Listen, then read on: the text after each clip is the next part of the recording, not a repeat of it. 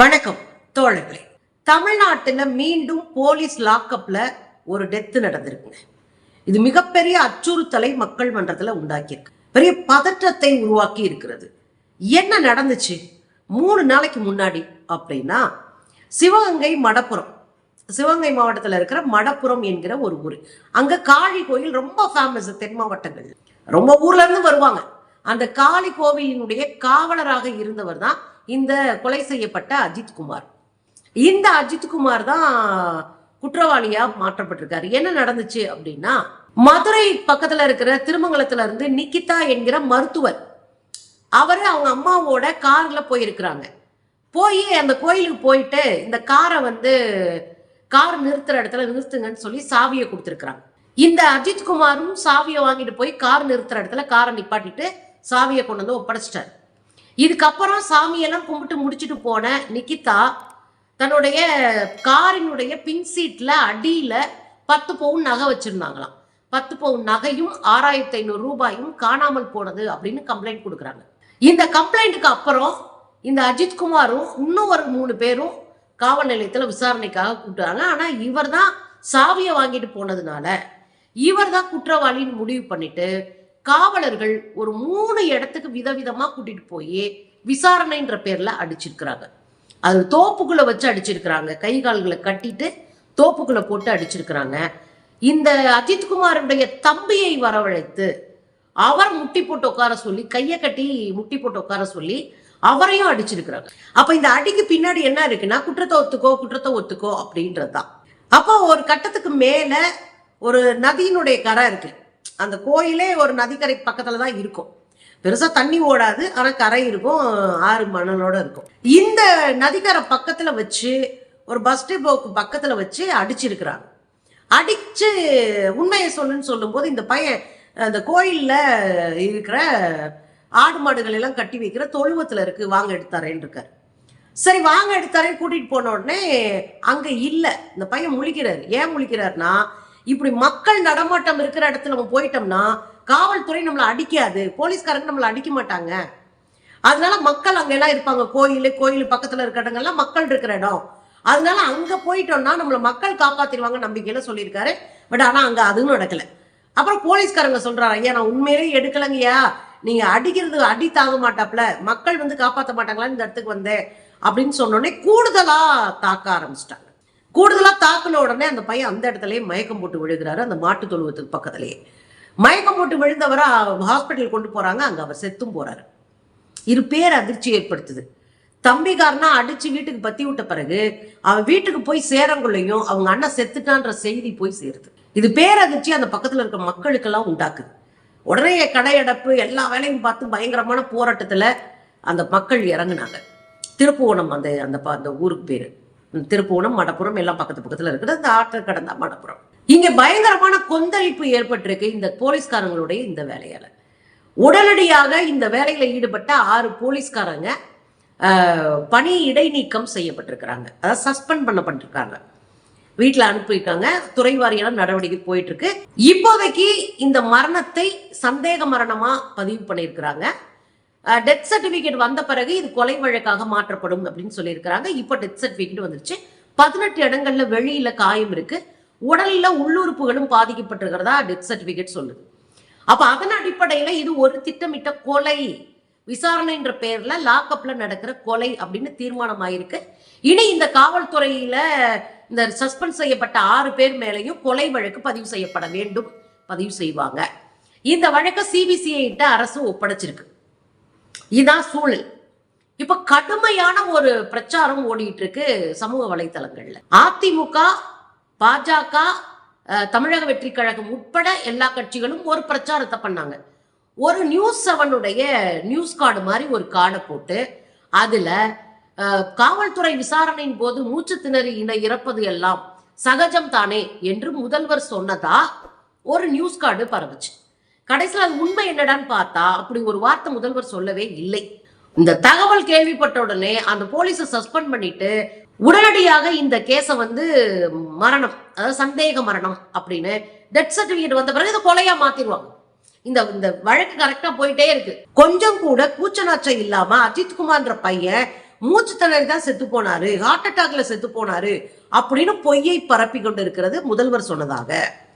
இது முதல்ல நீங்க நீதி பெற்றுத்தரதுக்காக போராடல, இந்த விஷயத்தை பயன்படுத்தி ஆளுகிற திமுக அரசின் மீது ஒரு பழியான பொய்யான குற்றச்சாட்டை வைப்பதற்காக வேலையை நீங்க பாக்குறீங்க. அதைத்தான் நம்ம இதுல புரிஞ்சுக்க வேண்டியிருக்கு. அதுல இன்னொரு செய்தியும் போடுறாங்க. அது என்ன செய்தி? இன்னொரு செய்தி அப்படின்னா, எங்கப்பா அந்த போராளிகள் எல்லாம் காணோம், சாத்தான் குலத்துக்காக அப்படி இறங்கி போராடினாங்களே அந்த போராளிகள் எங்க? அப்புறம் ஜெய்பீம் படத்தை பார்த்துட்டு ரிவ்யூ எழுதினாரே முதலமைச்சர், அவரெல்லாம் எங்க அப்படின்னு கேட்டு பலவிதமான பரப்புரை பிரச்சாரங்கள் ட்விட்டர் போன்ற சமூக வலைதளங்கள்ல போட்டுட்டு இருக்கிறாங்க. கேட்பது நியாயம். ஒருவர் படுகொலை செய்யப்பட்டிருக்காரு, வங்கொலையா செத்திருக்காரு, எந்த அதிகார திமிர்ல இந்த காவல்துறை இதை பண்ணிச்சு அப்படின்னு கேட்கறதுல 100% நியாயம் இருக்கு. ஏழை எளிய மக்கள் கிடைச்சா உன் கை விளையாடுமா, உங்க லத்திக்கு வேலை வந்துருமா, இது என்ன மாதிரியான அயோக்கியத்தனம் அப்படின்னு கேட்கறதுல 100% நியாயம் இருக்கு. ஆனா நீ பொய் பிரச்சாரத்தை பண்ணிட்டு இருக்க. அப்போ உன்னுடைய நோக்கம் இங்க தீர்வு கிடைப்பதோ அல்லது நியாயம் கிடைப்பதோ நீதி கிடைப்பதோ இல்லை. நீ பொய் பிரச்சாரத்தின் மூலமாக ஒரு அரசியலை செட் பண்ற அப்படின்றத நம்ம புரிஞ்சுக்கணும். இதுல ஒரு கேள்விக்கு பதில் என்ன அப்படின்னா, இந்த போராடின புரட்சிக்காரர்கள் சினிமாக்காரர்கள்லாம் எங்கன்னு கேட்டாங்கல்ல, அதுக்கு ஒரே பதில் என்ன அப்படின்னா, இந்த சாத்தான்குளம் விஷயம்தான். சாத்தான்குளத்துல அப்பா மகே ஜெயராஜ் ஃபெனிக்ஸ் இந்த 2 பேருடைய மரணத்தை குறித்து எக்கச்சக்கமான போராட்டங்களை நடத்தி நாம நடவடிக்கை எடுக்க வச்சோம். அரசு நடவடிக்கை எடுத்தா நம்ம போராட்டமே பண்ண மாட்டோமே, நம்ம கேள்வியே கேட்க மாட்டோமே. அரசு ஒழுங்கான நடவடிக்கை எடுத்துட்டாலே நம்ம அதுக்கடுத்து இதை இன்னும் சரியான வழியில போங்கன்னு சொல்லுவே ஒழிய பொய்யா பிரச்சாரம் பண்றது போராட்டம் நடத்துற வேலை நம்ம ஏன் பண்ண போறோம்? ஆனா அங்க நடந்தது என்ன? அங்க இருந்த காவலர்கள் மீது குற்றப்பத்திரிகையை தாக்கல் பண்ண முடியல. அங்க அடிச்சவங்க யாருன்னா சேவா பாரதி என்ற பாஜகவினுடைய இந்த ஃப்ரெண்ட்ஸ் ஆஃப் போலீஸ்ல இருக்கிற கும்பலும் சேர்ந்து அடிச்சாங்க. அதை மறைக்கிறதுக்கு ஊர்பட்ட வேலையை அன்னைக்கு ஆண்ட எடப்பாடி அரசு பார்த்தது. 2வது விஷயம், இந்த எஃப்ஐஆர்லயே பொய் சொல்லியிருந்தாங்க. சிசிடிவி ஃபுட்டேஜ் கிடைக்கிற வரைக்கும் எஃப்ஐஆர்ல இருக்கிறது உண்மைன்னு மக்கள் நம்பிட்டு இருந்தாங்க. ஆனா எஃப்ஐஆர்ல என்ன போட்டிருந்தாங்கன்னா, இந்த ஃபெனிக்ஸோடைய நண்பர்கள்லாம் சேர்ந்து காவல்துறையினரை தாக்க வந்தாங்க, காவல்துறை மேல சண்டைக்கு வந்தாங்க, அட்டாக் பண்ண வந்தாங்க அப்படின்னு ஒரு பொய்யா எஃப்ஐஆர் போட்டிருந்தாங்க. ஆனா உண்மையில என்னன்னா, அந்த ஃபெனிக்ஸ்ன்ற பையனுடைய சிசிடிவி ஃபுட்டேஜ் எடுத்து பார்க்கும்போது தனியா காவல்துறைக்கு போனார். காவல் நிலையத்துக்கு இவரே தனியா ஒரு வண்டி பிடிச்சு போறார். இது ஒரு பக்கம். இன்னொரு பக்கம் என்ன அப்படின்னா, ஒரு உடற்கூறு ஆய்வை கூட நீதிமன்றத்துக்கு போய் தான் இந்த செத்து போன சின்ன பையன் இருக்கான்ல, அவங்க அப்பா ஜெயராஜ் ஃபெலிக்ஸ் மகன், இந்த பையனுடைய அம்மா நீதிமன்றத்துக்கு போய் மதுரை உயர்நீதிமன்றம், சென்னை உயர்நீதிமன்றத்தின் மதுரை கிளை இருக்கு இல்லையா, அங்க போய் 3 மருத்துவர்கள் ஒரு கேமரா முன்னாடி இந்த உடற்கூறு ஆய்வு நடத்தப்பட வேண்டும் அப்படின்னு கோரிக்கை வைத்து நீதியரசர் புகழேந்தி அதே மாதிரியான தீர்ப்பை கொடுத்தார். கட்டாயம் கேமரா முன்னாடி 3 மருத்துவர்கள் இது செய்யணும் அப்படின்னு அவர் தீர்ப்பு கொடுத்தார். அதன் அடிப்படையில தான் உடற்கூறு ஆய்வே கேமரா முன்னாடி நடந்துச்சு. இல்லைன்னா அவங்க மலக்குடல் வழியாக கம்ப சொருங்கினதெல்லாம் நமக்கு எப்படி தெரிஞ்சிருக்காது. அப்ப நீதிமன்றம் போய் உடற்கூறு ஆய்வுல ஒரு நேர்மையான ஒரு இது நடக்கணும்னு அந்த அம்மா கெஞ்சி கேட்டுக்கிட்ட பிறகு நீதிபதி கொடுத்த தீர்ப்பால அந்த வேலைகள் நடந்தது. இதுக்கப்புறம் உள்ளூர்ல நீதித்துறை நடுவரா இந்த கேஸை விசாரிக்க பாரதிதாசன் நியமிக்கப்படுறாரு. அவரை அசிங்கப்படுத்தினாங்க இந்த காவல்துறையினர்லாம் சேர்ந்து. அந்த உள்ளூர்ல இருக்கிற காவலர்கள் அவரை ரொம்ப கேவலமா நடத்தினாங்க. இதை கண்டெம்ட் ஆஃப் கோர்ட் போட்டது நீதிமன்றமே நேரடியா இதை நீதிமன்ற அவமதிப்பு வழக்கை நீதிமன்றமே சுயமோட்டாவா தொடுத்துச்சு.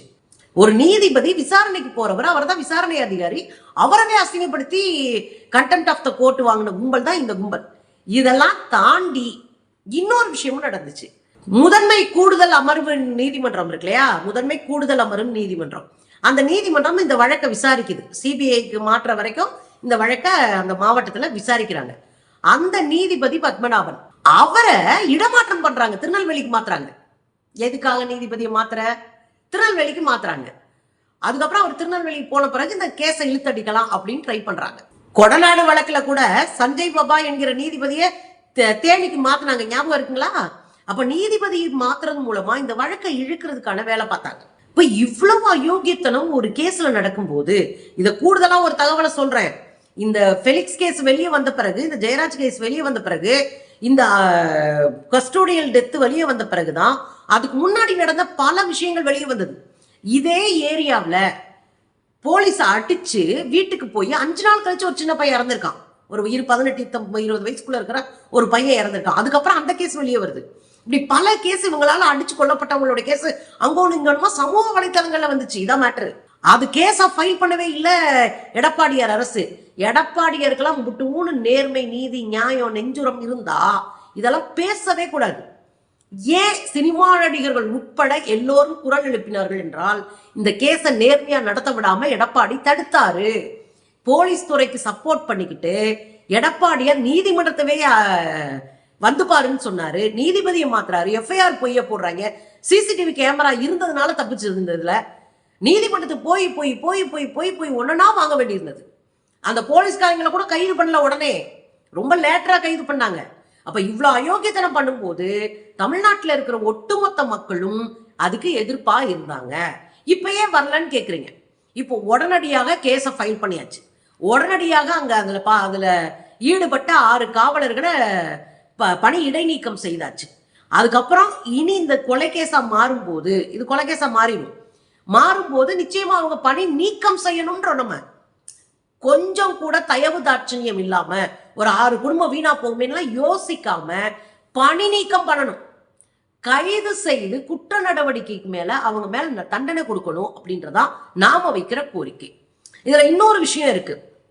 என்சிஆர்பி ரிப்போர்ட், அதாவது இது மாதிரி குற்றச்செயல்கள் நடக்கிறதையெல்லாம் பதிவு செய்கிற குற்றப்பதிவு ஆவண மையம் தான் என்சிஆர்பி. இது ஒன்றிய அரசு மோடி கையில இருக்கு.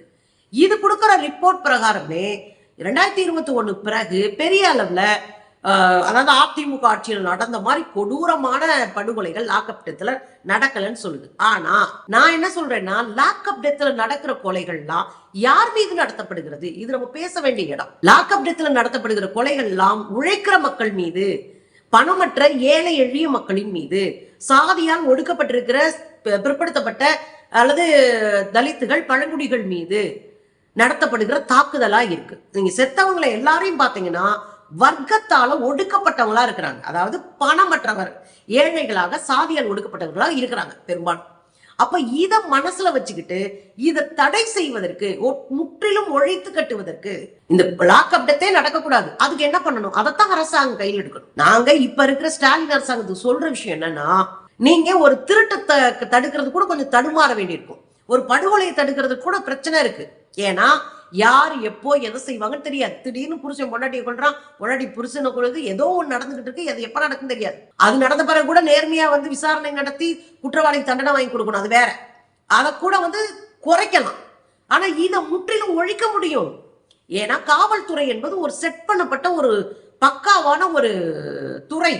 இந்த துறையில கடினமான சட்டங்களை கொண்டு காவல்துறைக்கு இன்ஸ்ட்ரக்ஷன் கொடுக்கறது மூலமா மேலதிகாரிகள் சரியா அவங்கள ட்ரெயின் பண்ணி சரியா அவங்களை வழி நடத்தினாங்கன்னா லாக்அப் டெத்தை இல்லாமக்க முடியும்.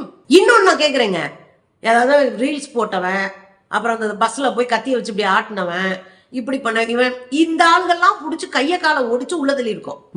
யார பார்த்தாலும் சாமானிய ஏழை எளிய வீட்டு பிள்ளைங்க இது மாதிரியான சின்ன சின்ன கேஸ்ல சிக்கிட்டான் அப்படின்னா கைய காலை ஒடிச்சு கட்டு போட்டு வழுக்கி விழுந்தார் டாய்லெட்டில் அப்படின்றீங்க. இது என்ன மாதிரியான சட்டம்? இது நியாயம் இல்லைங்க. ஏன்னா பணக்காரன் ஆருத்ரா கோல்டுல வந்தானே, அவன் பொண்ணு மாதிரி உட்காந்துட்டு அப்படியே பொத்துனாப்புல எந்திரிச்சு போறானுங்க பணக்காரங்க. நேத்து அத்தனை பேரு இந்த கேஸ்ல மாட்டான், ட்ரக் கேஸ்ல மாட்டினால, என் மேலே தூசியாவது பட்டிருக்குமா? அப்ப நம்ம வீட்டு பிள்ளைங்க, உழைக்கிற வீட்டு பிள்ளைங்க கை ஒடியுது, கால் ஒடியுது, டாய்லெட்ல வலிக்கு விழுந்துட்டான்னு சொல்றோம். இது என்ன மாதிரி நியாயம்? இது சட்டத்திற்கு மீறிய செயல். இதையும் தமிழ்நாடு அரசு கண்காணிக்கணும், தடுக்கணும். என்கவுண்டர் நம்ம ஆல்ரெடி பேசிட்டோம். என்கவுண்டர் என்பது தீர்வு இல்லை. நீ குற்றவாளிகளை சுட்டுட்டு நீங்க பாட்டு போயிருவீங்க. ஒருவேளை அவன் குற்றம் சாட்டப்பட்டவனா இருந்து உண்மையிலே அந்த குற்றம் அவன் செய்யலைன்னா வெங்கலையா செத்துக்குவான். சோ என்கவுண்டரும் தவறான ஒண்ணுதான், சட்டத்துக்கு புறம்பானதுதான்.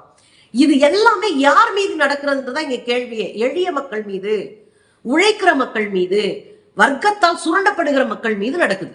அதுதான் நம்ம கேள்வியா இருக்கு. அப்ப இது ஸ்டாலின் அரசாங்கம் பல முக்கியமான முன்னெடுப்புகளை செய்யறாங்க, நம்ம துணை நிற்போம், அது வேற. ஆனா இது மாதிரியான செயல்கள்ல கூடுதலாக என்ன செய்யலாம் அப்படின்றத ஆய்வு செய்து கூடுதலாக காவல்துறையை சீர்படுத்தி மனவியல் ரீதியாக அவங்களுக்கு வாய்ப்பு கொடுத்து. ஏன்னா எடப்பாடியார் ஆட்சி காலத்துல ஒரு காவலர் போட்டு சஸ்பெண்ட் ஆனாரு, ஒரு Facebookல ஒரு பதிவு போட்டு, இன்னொரு லாக்அப் டெத்துக்கு தயாராகுங்கள்னு. அந்த அளவுக்கு உளவியெல்லாம் சிக்கல்ல இருக்கிறாங்க. சோ இந்த காவல்துறையை சீர்படுத்தாம இந்த லாக்அப் டெத்தை சரி பண்ண முடியாது. யாரோ ஏழை எளிய வீட்டு பிள்ளைகளுக்கு வருதுன்னு வேடிக்கை பார்த்தோம்னா நாளைக்கு நமக்கு வரும். சோ தமிழ்நாடு அரசு இதை தடுக்கிறதுக்கு இதை கொஞ்சம் கொஞ்சமா குறைச்சு, ஒண்ணுமே இல்ல லாக்அப் டெத்தே எங்க மாநிலத்துல இல்ல அப்படின்றதுக்கு என்ன முடிவெடுக்கணுமோ அந்த முடிவை தமிழ்நாடு அரசு எடுக்க வேண்டும். அப்படிப்பட்ட முடிவுக்கு மக்கள் நாங்க கூட நிற்போம். அதை நிச்சயமாக முதலமைச்சர் ஸ்டாலின் செய்வார் என்ற நம்பிக்கை இருக்கு. ஏன்னா நம்ம எதை சொன்னாலும் அது செய்யறாரு. ஒரு தவறு நடக்கும்போது அதை சரி பண்ண ட்ரை பண்றாரு. அதனால இதையும் செய்வார் என்று நம்புறோம். பாதிக்கப்பட்டிருக்கிற அந்த பையனுக்கு நீதி கிடைக்கணும். இந்த காவல்துறையில இருக்கிறவங்க மேல குற்ற வழக்கு பதிவு செய்யணும். இவர்களுக்கு தண்டனை வாங்கி கொடுக்கணும். ரெண்டாவது இவங்களை டிஸ்மிஸ் பண்ணணும். அப்பதான் காவலர்களுக்கு அச்சம் இருக்கும்.